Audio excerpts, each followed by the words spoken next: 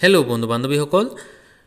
गुवाहाटी हाईकोर्टे अनुष्ठित কৰিবলগীয়া এলডি আৰু কপিছ পদৰ যি এক্সাম হে এক্সাম অহা 22 তাৰিখ মে মাহৰ 22 তাৰিখে হ'বলগীয়া আছে কিন্তু যোৱাকালি গুৱাহাটী হাইকোৰ্টে এটা notification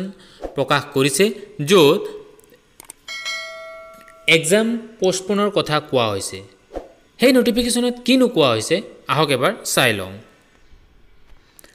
It is hereby informed to all concerned that due to disruption of connectivity due to bad weather condition and severe landslides in Dima Hasao district, the written examination scheduled on 22/5/2022 for direct recruitment of LDA and copies has been postponed for the district of Dima Hasao.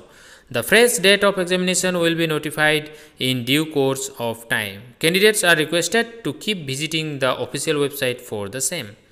However, for the other districts, the written examination will be held on the scheduled date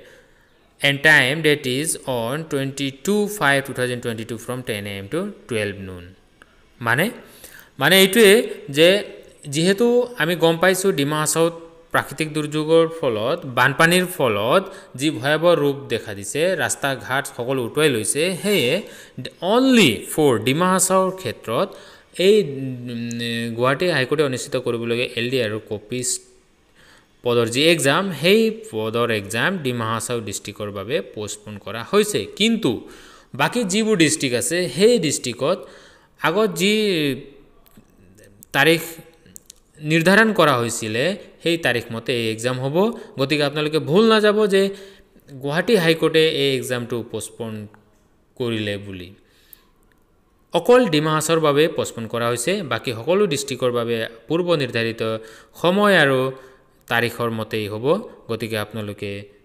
সাৱধান থাকিব যাতে পোষ্টপন হ'ল বুলি ভুল না যাব ধন্যবাদ